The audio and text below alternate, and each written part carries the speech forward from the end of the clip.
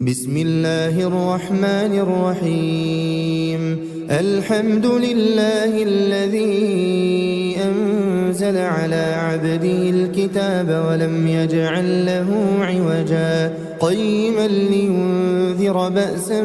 شديدا من لدنه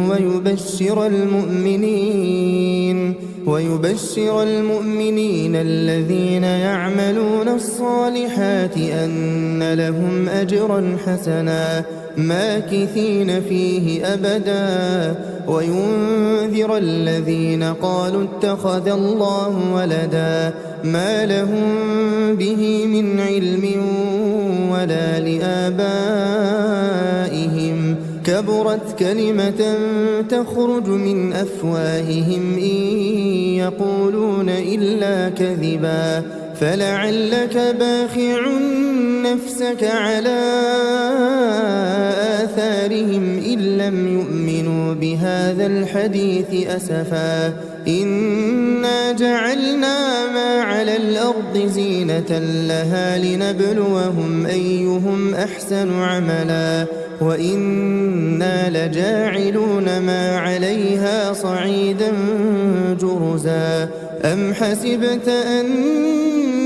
أصحاب الكهف والرقيم كانوا من آياتنا عجبا إذ أوى الفتية إلى الكهف فقالوا ربنا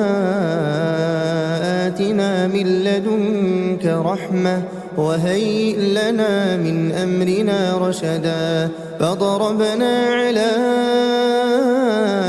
آذانهم في الكهف سنين عددا ثم بعثناهم لنعلم أي الحزبين أحصى لما لبثوا أمدا نحن نقص عليك نبأهم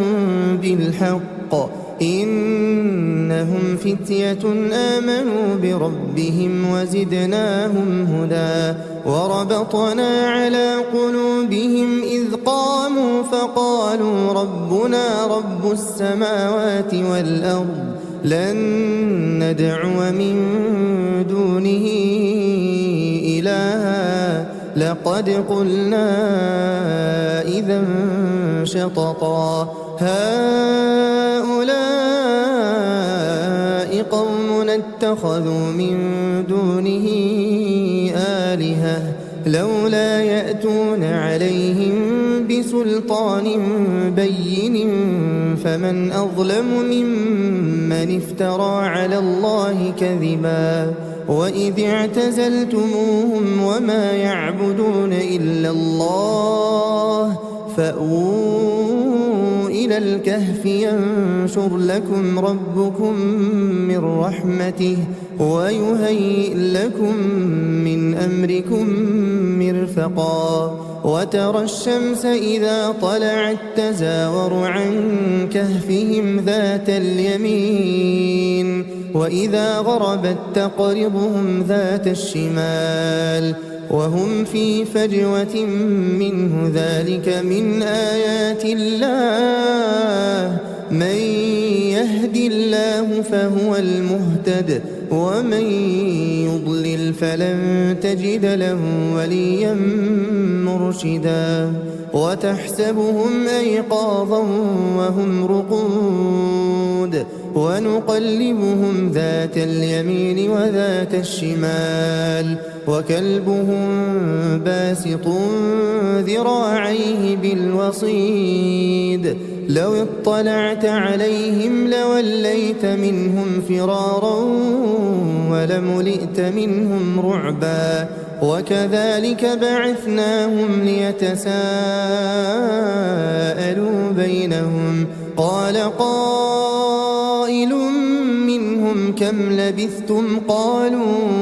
قالوا لبثنا يوما أو بعض يوم قالوا ربكم أعلم بما لبثتم فابعثوا أحدكم بورقكم هذه إلى المدينة فلينظر أيها أزكى طعاما فليأتكم برزق منه وليتلطف ولا يشعرن بكم أحدا إنهم إن يظهروا عليكم يرجموكم أو يعيدوكم في ملتهم ولن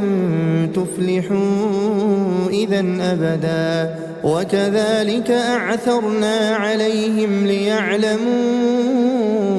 أن وعد الله حق وأن الساعة لا ريب فيها إذ يتنازعون بينهم أمرهم فقالوا بنوا عليهم بنيانا ربهم أعلم بهم قال الذين غلبوا على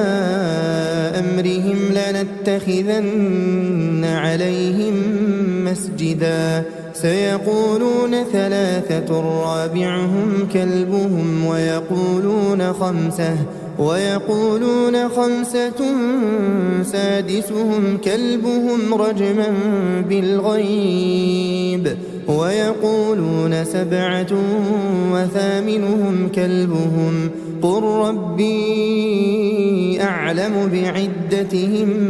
ما يعلمهم إلا قليل فلا تمار فيهم إلا مراء ظاهرا ولا تستفت فيهم منهم أحدا ولا تقولن لشيء إني فاعل ذلك غدا إلا أن يشاء الله واذكر ربك إذا نسيت وقل عسى أن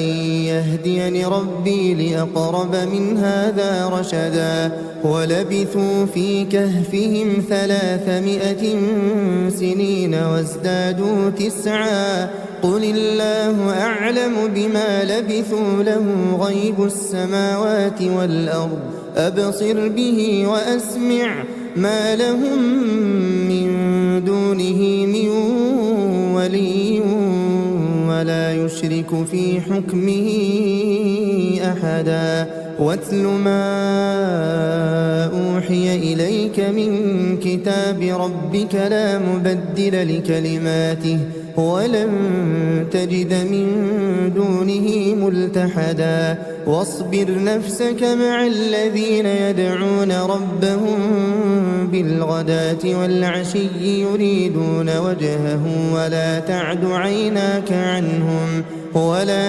عيناك عنهم تريد زينة الحياة الدنيا ولا تطع من أغفلنا قلبه عن ذكرنا واتبع هواه وكان أمره فرطا وقل الحق من ربكم فمن شاء فليؤمن ومن شاء فليكفر إنا أعتدنا للظالمين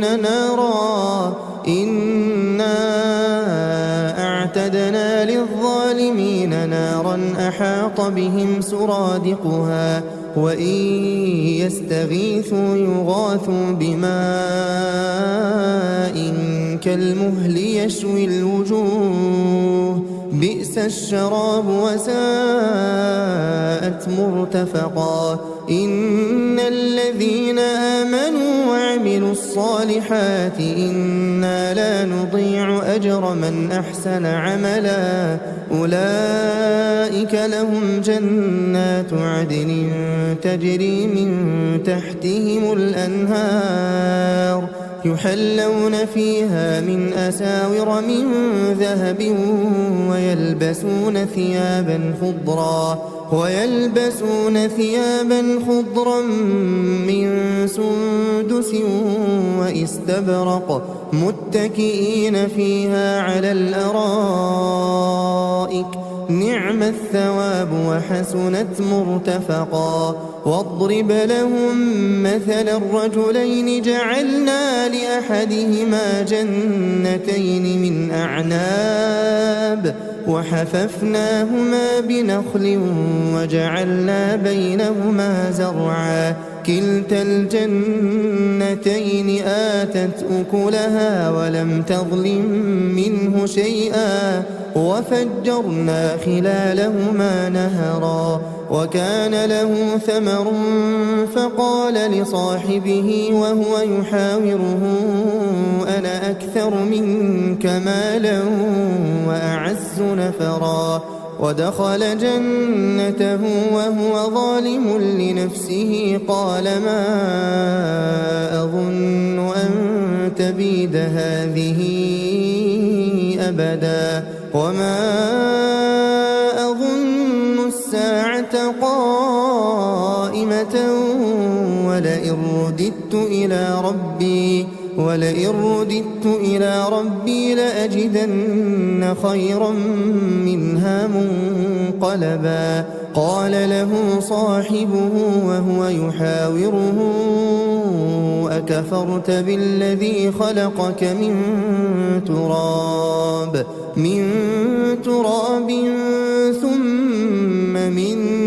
نطفة ثم سواك رجلا لكن هو الله ربي ولا أشرك بربي أحدا ولولا إذ دخلت جنتك قلت ما شاء الله لا قوة إلا بالله إن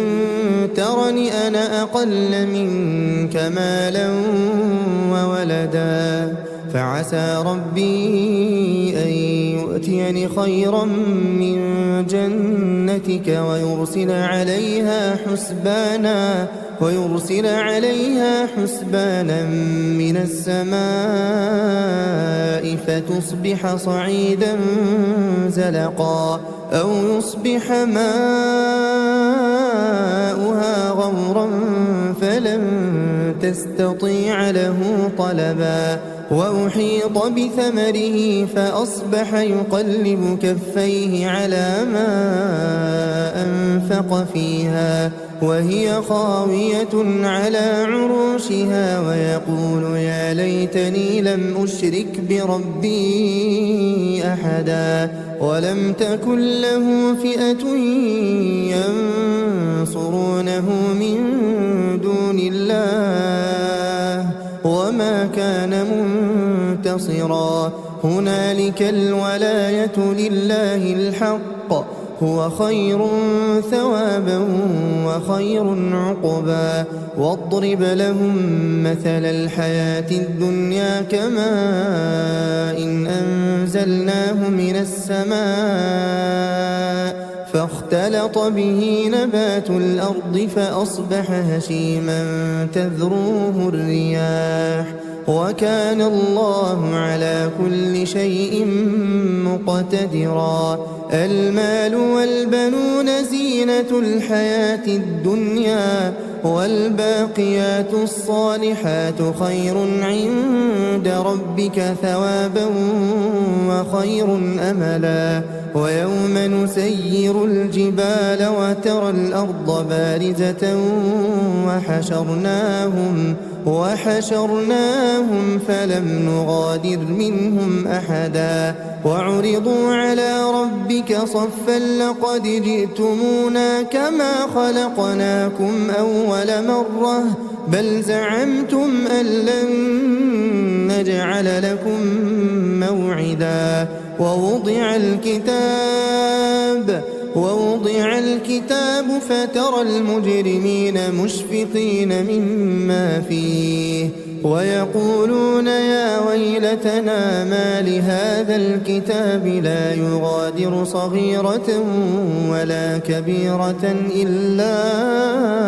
أحصاها ووجدوا ما عملوا حاضرا ولا يظلم ربك أحدا وإذ قلنا للملائكة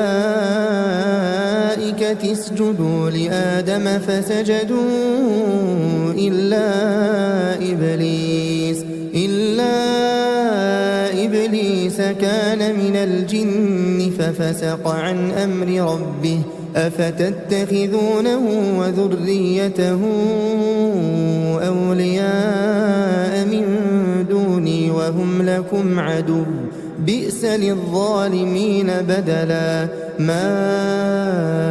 أشهدتهم خلق السماوات والأرض ولا خلق أنفسهم وما كنت متخذ المضلين عضدا ويوم يقول نادوا شركائي الذين زعمتم فدعوهم فلم يستجيبوا لهم وجعلنا بينهم موبقا ورأى المجرمون النار فظنوا أنهم مواقعوها ولم يجدوا عنها مصرفا ولقد صرفنا في هذا القرآن للناس من كل مثل وكان الإنسان أكثر شيء جدلا وما منع الناس أن يؤمنوا إذ جاءهم الهدى ويستغفروا ربهم إلا أن تأتيهم سنة الأولين أو يأتيهم العذاب قبلا وما نرسل المرسلين إلا مبشرين ومنذرين ويجادل الذين كفروا بالباطل ليدحضوا به الحق واتخذوا آياتي وما أنذروا هزوا ومن أظلم ممن ذكر بآيات ربه فأعرض عنها ونسي ما قدمت يداه إنا جعلنا على قلوبهم أكنة أن يفقهوه وفي آذانهم وقرا وإن تدعهم إلى الهدى فلن يهتدوا إذا أبدا وربك الغفور ذو الرحمة لو يؤاخذهم بما كسبوا لعجل لهم العذاب بل لهم موعد لن يجدوا من دونه موئلا وتلك القرى أهلكناهم لما ظلموا وجعلنا لمهلكهم موعدا وإذ قال موسى لفتاه لا أبرح حتى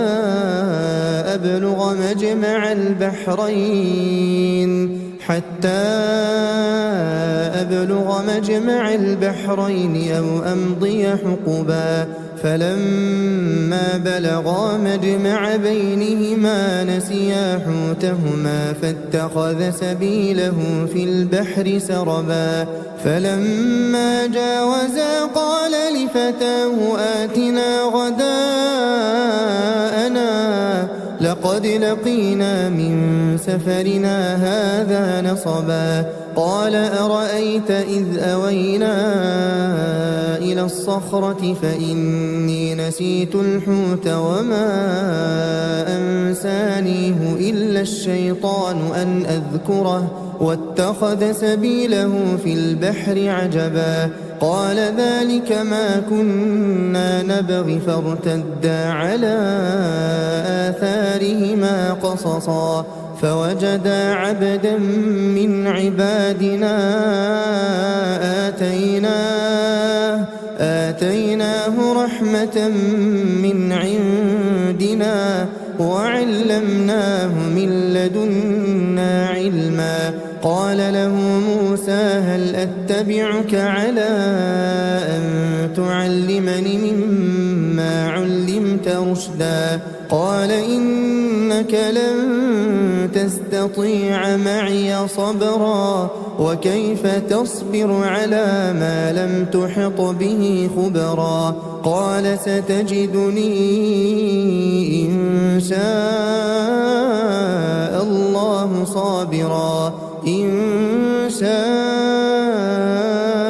الله صابرا ولا أعصي لك أمرا قال فإن اتبعتني فلا تسألني عن شيء حتى أحدث لك منه ذكرا فانطلقا حتى إذا ركبا في السفينة خرقها قال أخرقتها لتغرق أهلها لقد جئت شيئا إمرا قال ألم أقل إنك لن تستطيع معي صبرا قال لا تؤاخذني بما نسيت ولا ترهقني من أمري عسرا فانطلقا حتى إذا لقيا غلاما فقتله قال أقتلت نفسا زكية بغير نفس لقد جئت شيئا نكرا قال ألم أقل لك إنك لن تستطيع معي صبرا قال إن سألتك عن شيء بعدها فلا تصاحبني قد بلغت من لدني عذرا فانطلقا حتى إذا أتيا أهل قرية استطعما أهلها فأبوا أن يضيفوهما فوجدا فيها جدارا يريد أن ينقض فأقامه قال لو شئت لاتخذت عليه أجرا قال هذا فراق بيني وبينك سأنبئك بتأويل ما لم تستطع عليه صبرا أما السفينة فكانت لمساكين يعملون في البحر فأردت أن أعيبها وكان وراءهم ملك يأخذ كل سفينة غصبا وأما الغلام فكان أبواه مؤمنين فخشينا أن يرهقهما طغيانا وكفرا فأردنا أن يبدلهما ربهما خيرا منه زكاة وأقرب رحما وأما الجدار فكان لغلامين يتيمين في المدينة وكان تحته كنز لهما وكان أبوهما صالحا فأراد ربك أن يبلغا أشدهما ويستخرجا كنزهما رحمة من ربك وما فعلته عن أمري ذلك تأويل ما لم تسطع عليه صبرا ويسألونك عن ذي القرنين قل سأتلو عليكم منه ذكرا إنا مكنا له في الأرض وآتيناه من كل شيء سببا فأتبع سببا حتى إذا بلغ مغرب الشمس وجدها تغرب في عين حمئة ووجد عندها قوما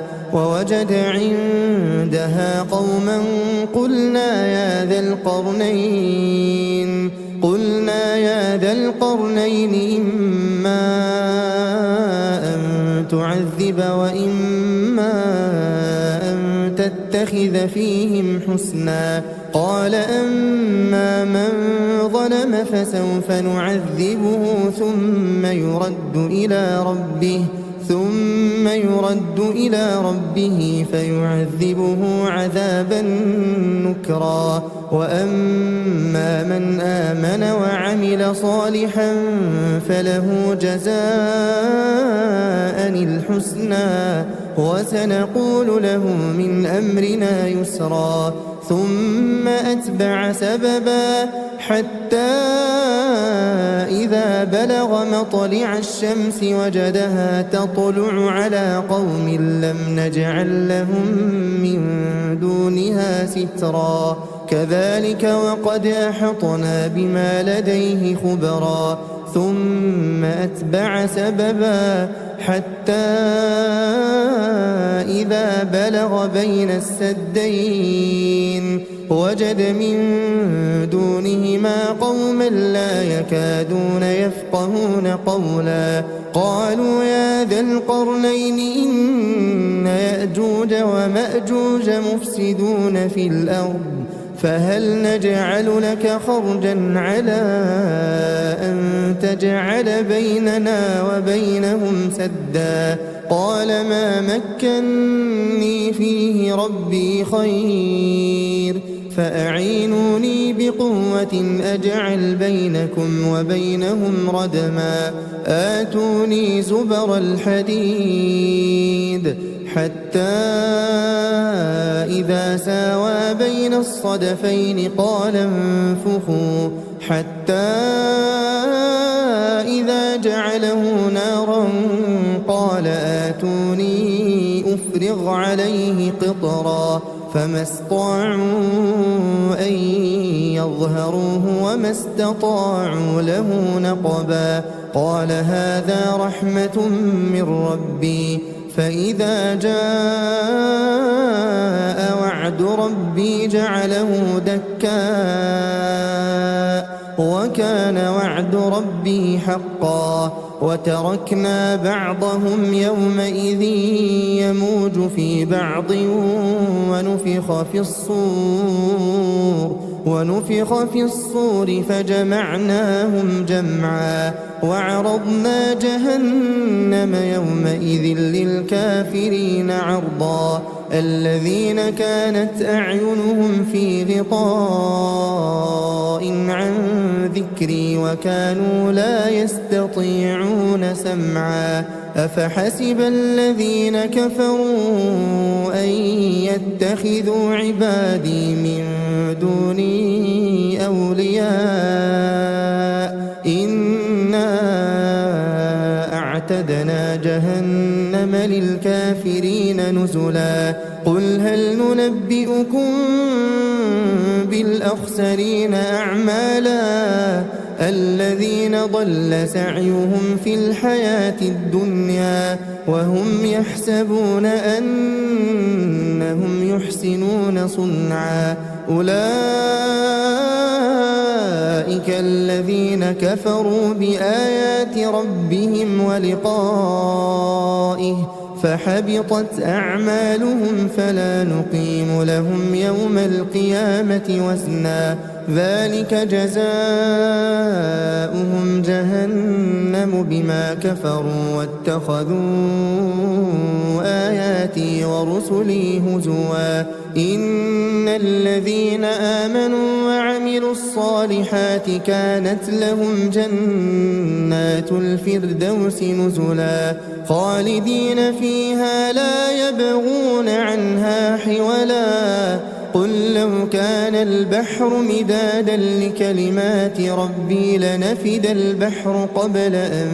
تنفد كلمات ربي ولو جئنا بمثله مددا قل إنما أنا بشر مثلكم يوحى إلي أنما إلهكم إله واحد فمن كان يرجو لقاء ربه فليعمل عملا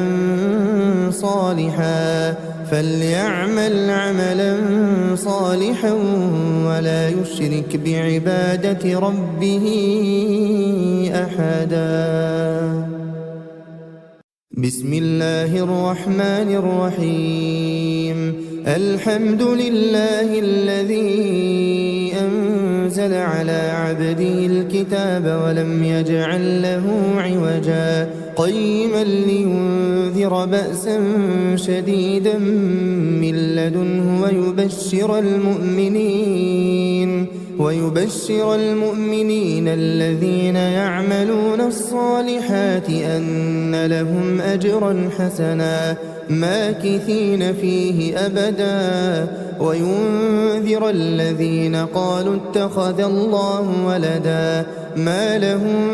به من علم ولا لآبائهم كبرت كلمة تخرج من أفواههم إن يقولون إلا كذبا فلعلك باخع نفسك على آثارهم إن لم يؤمنوا بهذا الحديث أسفا إنا جعلنا ما على الأرض زينة لها لنبلوهم أيهم أحسن عملا وإنا لجاعلون ما عليها صعيدا جرزا أم حسبت أن أصحاب الكهف والرقيم كانوا من آياتنا عجبا إذ أوى الفتية إلى الكهف فقالوا ربنا آتنا من لدنك رحمة وهيئ لنا من أمرنا رشدا فضربنا على آذانهم في الكهف سنين عددا ثم بعثناهم لنعلم أي الحزبين أحصى لما لبثوا أمدا نحن نقص عليك نبأهم بالحق إنهم فتية آمنوا بربهم وزدناهم هدى وربطنا على قلوبهم إذ قاموا فقالوا ربنا رب السماوات والأرض لن ندعو من دونه إلها لقد قلنا إذا شططا هؤلاء قوم اتخذوا من دونه آلهة لولا يأتون عليهم بسلطان بين فمن أظلم ممن افترى على الله كذبا وإذ اعتزلتموهم وما يعبدون إلا الله فأووا إلى الكهف ينشر لكم ربكم من رحمته ويهيئ لكم من أمركم مرفقا وترى الشمس إذا طلعت تزاور عن كهفهم ذات اليمين وإذا غربت تقرضهم ذات الشمال وهم في فجوة منه ذلك من آيات الله من يهد الله فهو المهتد ومن يضلل فلن تجد له وليا مرشدا وتحسبهم أيقاظا وهم رقود ونقلبهم ذات اليمين وذات الشمال وكلبهم باسط ذراعيه بالوصيد لو اطلعت عليهم لوليت منهم فرارا ولملئت منهم رعبا وكذلك بعثناهم ليتساءلوا بينهم قال قائل منهم كم لبثتم قالوا لبثنا يوما أو بعض يوم قالوا ربكم أعلم بما لبثتم فابعثوا أحدكم بورقكم هذه إلى المدينة فلينظر أيها أزكى طعاما فليأتكم برزق منه وليتلطف ولا يشعرن بكم أحدا إنهم إن يظهروا عليكم يرجموكم أو يعيدوكم في ملتهم ولن تفلحوا إذا أبدا وكذلك أعثرنا عليهم ليعلموا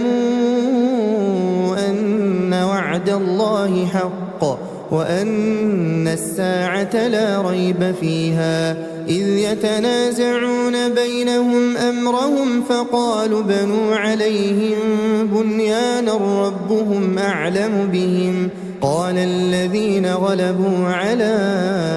أمرهم لنتخذن عليهم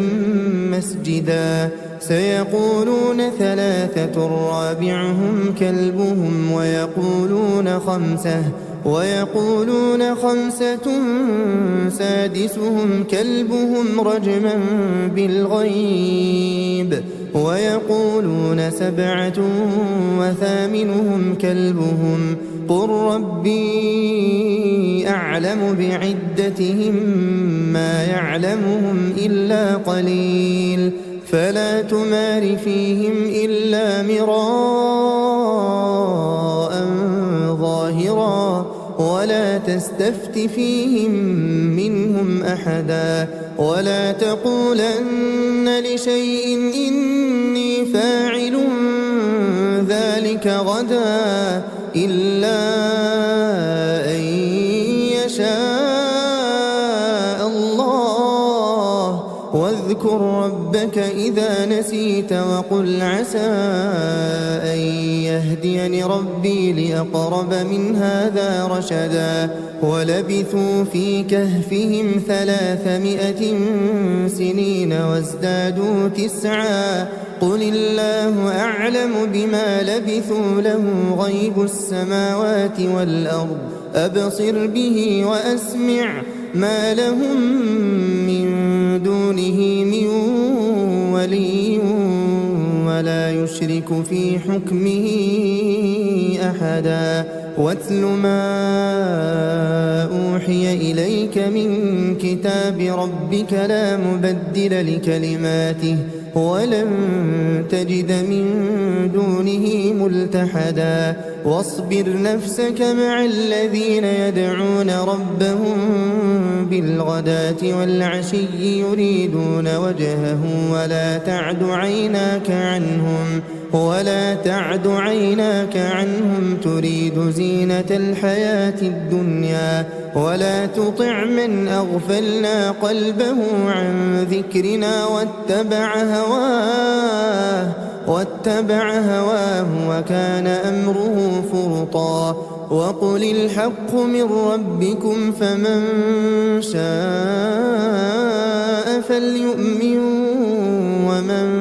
شاء فليكفر إنا أعتدنا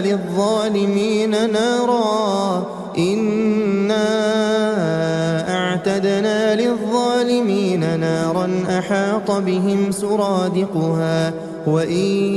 يستغيثوا يغاثوا بماء كالمهل يشوي الوجوه بئس الشراب وساءت مرتفقا إن الذين آمنوا وعملوا الصالحات إنا لا نضيع أجر من أحسن عملا أولئك لهم جنات عدن تجري من تحتهم الأنهار يحلون فيها من أساور من ذهب ويلبسون ثيابا خضرا من سندس وإستبرق متكئين فيها على الأرائك نعم الثواب وحسنت مرتفقا واضرب لهم مثل الرجلين جعلنا لأحدهما جنتين من أعناب وحففناهما بنخل وجعلنا بينهما زرعا كلتا الجنتين آتت أكلها ولم تظلم منه شيئا وفجرنا خلالهما نهرا وكان له ثمر فقال لصاحبه وهو يحاوره أنا أكثر منك مالا وأعز نفرا ودخل جنته وهو ظالم لنفسه قال ما أظن أن تبيد هذه أبدا وما أظن الساعة قائمة ولئن رددت ولئن رددت إلى ربي لأجدن خيرا منها منقلبا قال له صاحبه وهو يحاوره أكفرت بالذي خلقك من تراب ثم من نطفة ثم سواك رجلا لكن هو الله ربي ولا أشرك بربي أحدا ولولا إذ دخلت جنتك قلت ما شاء الله لا قوة إلا بالله إن ترني أنا أقل منك مالا وولدا فعسى ربي أن يؤتيني خيرا من جنتك ويرسل عليها حسبانا من السماء فتصبح صعيدا زلقا أو يصبح ماؤها غورا فلن تستطيع له طلبا وأحيط بثمره فأصبح يقلب كفيه على ما أنفق فيها وهي خاوية على عروشها ويقول يا ليتني لم أشرك بربي أحدا ولم تكن له فئة ينصرونه من دون الله وما كان منتصرا هنالك الولاية لله الحق هو خير ثوابا وخير عقبا واضرب لهم مثل الحياة الدنيا كماء إن أنزلناه من السماء فاختلط به نبات الأرض فأصبح هشيما تذروه الرياح وكان الله على كل شيء مقتدرا المال والبنون زينة الحياة الدنيا والباقيات الصالحات خير عند ربك ثوابا وخير أملا ويوم نسير الجبال وترى الأرض بارزة وحشرناهم فلم نغادر منهم أحدا وعرضوا على ربك صفا لقد جئتمونا كما خلقناكم أول مرة بل زعمتم أن لن نجعل لكم موعدا ووضع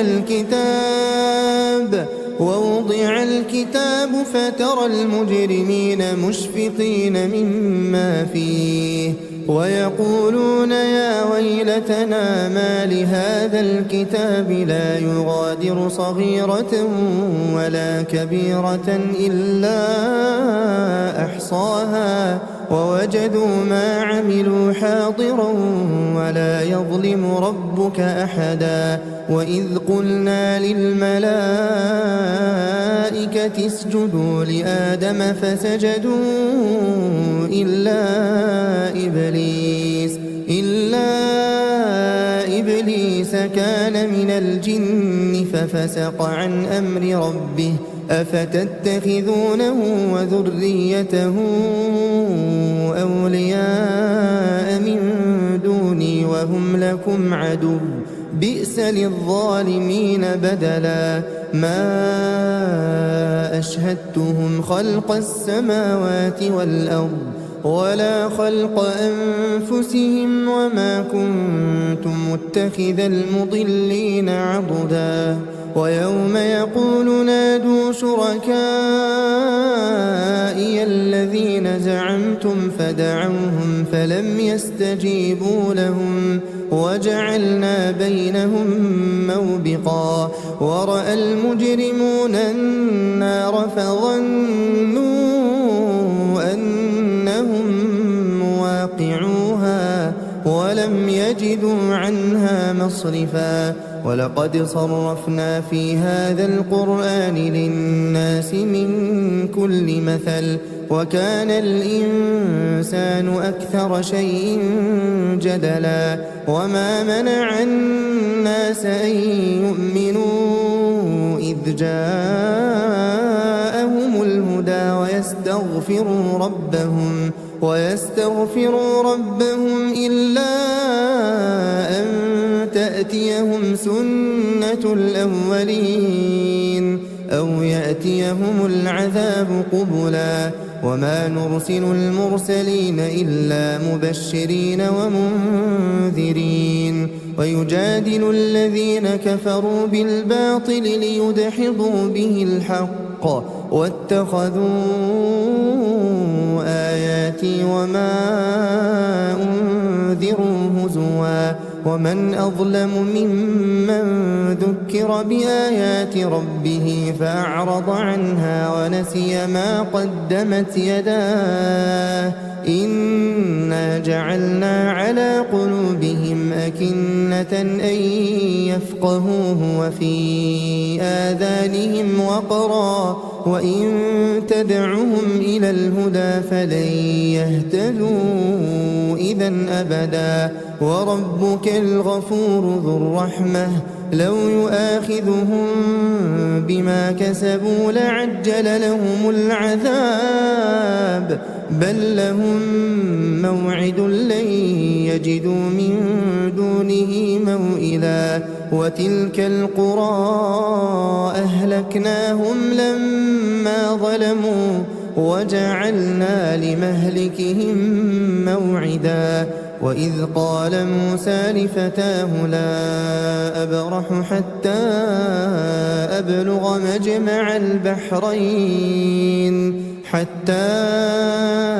أبلغ مجمع البحرين أو أمضي حقبا فلما بلغا مجمع بينهما نسيا حوتهما فاتخذ سبيله في البحر سربا فلما جاوزا قال لفتاه آتنا غداءنا لقد لقينا من سفرنا هذا نصبا قال أرأيت إذ أوينا إلى الصخرة فإني نسيت الحوت وما أنسانيه إلا الشيطان أن أذكره واتخذ سبيله في البحر عجبا قال ذلك ما كنا نبغي فارتدا على آثارهما قصصا فوجدا عبدا من عبادنا آتيناه رحمة من عندنا وعلمناه من لدنا علما قال له موسى هل أتبعك على أن تعلمني مما علمت رشدا قال إنك لن تستطيع معي صبرا وكيف تصبر على ما لم تحط به خبرا قال ستجدني إن شاء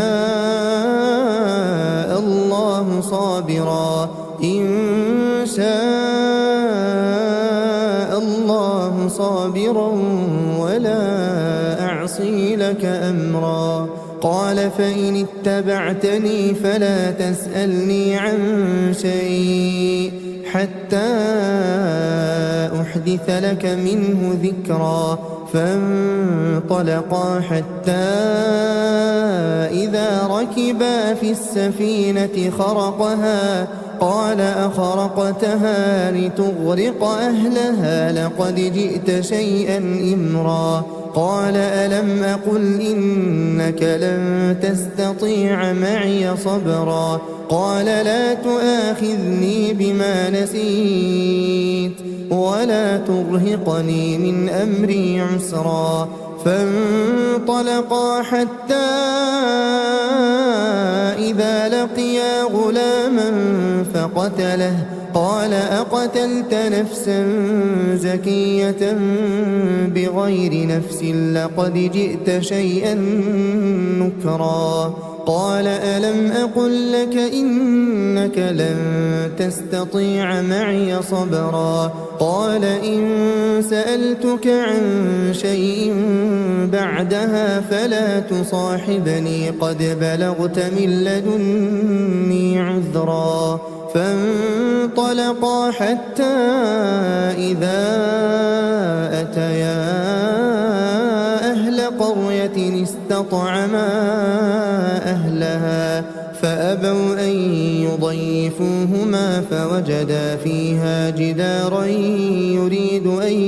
ينقض فأقامه قال لو شئت لاتخذت عليه أجرا قال هذا فراق بيني وبينك سأنبئك بتأويل ما لم تستطع عليه صبرا أما السفينة فكانت لمساكين يعملون في البحر فأردت أن أعيبها وكان وراءهم ملك يأخذ كل سفينة غصبا وأما الغلام فكان أبواه مؤمنين فخشينا أن يرهقهما طغيانا وكفرا فأردنا أن يبدلهما ربهما خيرا منه زكاة وأقرب رحما وأما الجدار فكان لغلامين يتيمين في المدينة وكان تحته كنز لهما وكان أبوهما صالحا فأراد ربك أن يبلغا أشدهما ويستخرجا كنزهما رحمة من ربك وما فعلته عن أمري ذلك تأويل ما لم تسطع عليه صبرا ويسألونك عن ذي القرنين قل سأتلو عليكم منه ذكرا إنا مكنا له في الأرض وآتيناه من كل شيء سببا فأتبع سببا حتى إذا بلغ مغرب الشمس وجدها تغرب في عين حمئة ووجد عندها قوما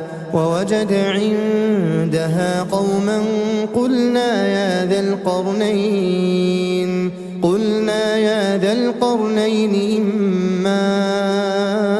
أن تعذب وإما أن تتخذ فيهم حسنا قال أما من ظلم فسوف نعذبه ثم يرد إلى ربه فيعذبه عذابا نكرا وأما من آمن وعمل صالحا فله جزاء الحسنى وسنقول له من أمرنا يسرا ثم أتبع سببا حتى إذا بلغ مطلع الشمس وجدها تطلع على قوم لم نجعل لهم من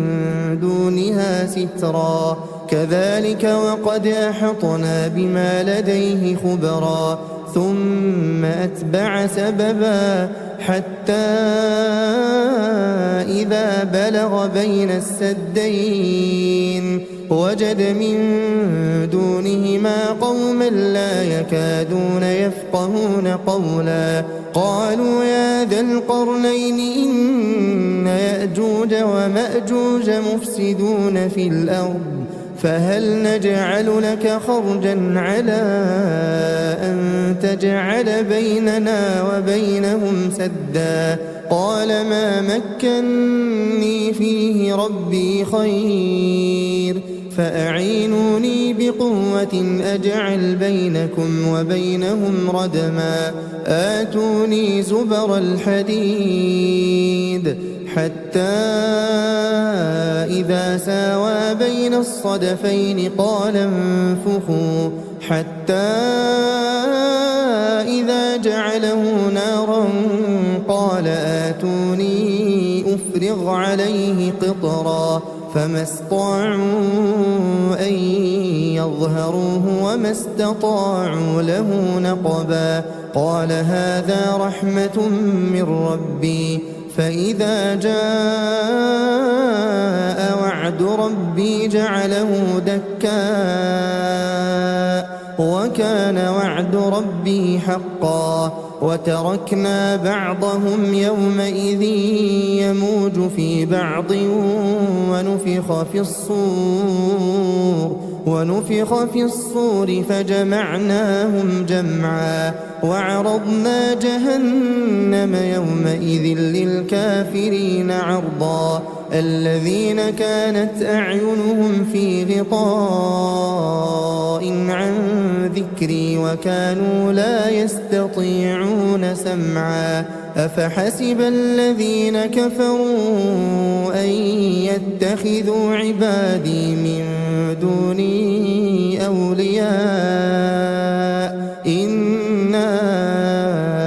أعتدنا جهنم للكافرين نزلا قل هل ننبئكم بالأخسرين أعمالا الذين ضل سعيهم في الحياة الدنيا وهم يحسبون أنهم يحسنون صنعا أولئك الذين كفروا بآيات ربهم ولقائه فحبطت أعمالهم فلا نقيم لهم يوم القيامة وزنا ذلك جزاؤهم جهنم بما كفروا واتخذوا آياتي ورسلي هزوا إن الذين آمنوا وعملوا الصالحات كانت لهم جنات الفردوس نزلا خالدين فيها لا يبغون عنها حولا قل لو كان البحر مدادا لكلمات ربي لنفد البحر قبل أن تنفد كلمات ربي ولو جئنا بمثله مددا قل إنما أنا بشر مثلكم يوحى إلي أنما إلهكم إله واحد فمن كان يرجو لقاء ربه فليعمل عملا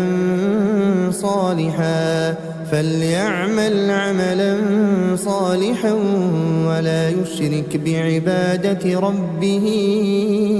أحدا.